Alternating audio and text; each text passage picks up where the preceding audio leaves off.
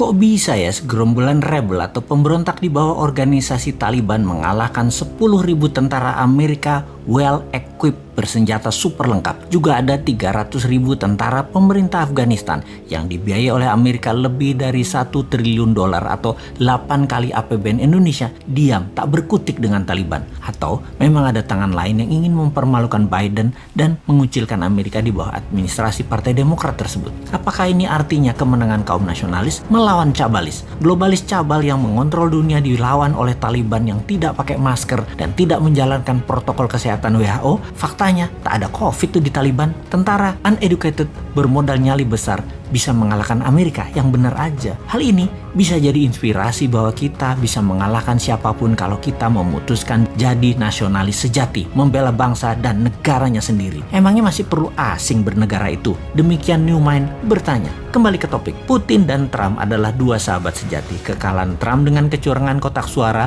ala pakai kardus digembok versi modern lah, membuat kaum nasionalis dunia main shadow, tidak muncul di permukaan lagi.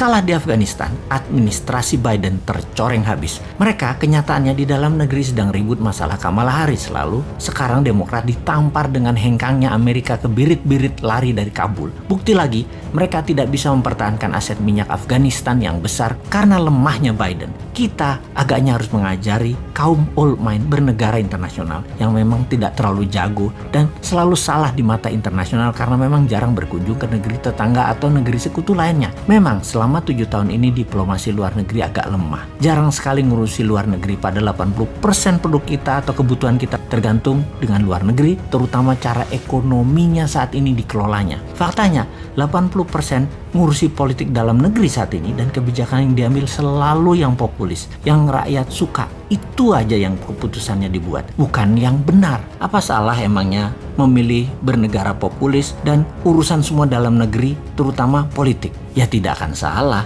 Mana ada sih salah benar dalam politik? Yang ada hanya fakta, data, dan angka. Apakah ada makanan di piring rakyat? Apakah kesehatan rakyat membaik? Apakah masyarakat bahagia penuh tawa? Kita kembali ke luar negeri, apa yang negara besar lakukan dan apa yang Indonesia tidak lakukan selama ini karena tidak terlalu paham. Taliban menang, Presiden Ashraf Ghani kabur, Amerika dibully. Minggu sebelumnya, Amerika mengadakan pertemuan yang alot dengan negosiator Taliban di Doha, menyertakan negara regional, Rusia, dan Tiongkok. Amerika memberikan ancaman kepada Taliban akan diperlakukan Taliban sebagai nantinya negara pariah atau pariah state bila ambil kekuasaan dengan paksa. Pemerintah Afghanistan, Ashraf Ghani, menawarkan sharing of power sebagai imbalan gencatan senjata pada Taliban. Tapi ini ibarat menawarkan remis. Taliban tahu Amerika dan Ashraf Ghani sudah kalah posisi. Taliban mempercepat proses takeover. Urban area dan ibu kota Kabul dikuasai. Pentagon kirim 3.000 pasukan evakuasi.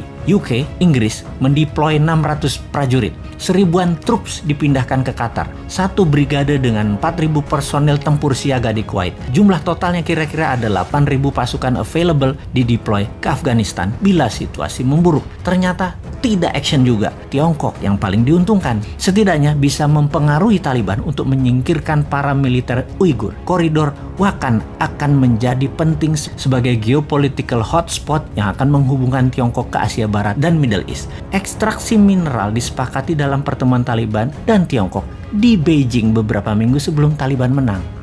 Dikira Tiongkok nggak main ya di sana. Ini faktanya. Sekali lagi, ingat nikel, ingat Tiongkok kan? Yaitu ekstraksi mineral Afghanistan untuk Tiongkok terlihat baik membantu, tapi aset Afghanistan disedot. Ternyata kekuatan Amerika tidak berguna karena Taliban membiarkan Al-Qaeda dan ISIS berkembang di Afghanistan. Sebagai catatan, dalam 5 tahun ini Al-Qaeda dan ISIS link group menjalar ke Asia Timur dan Utara.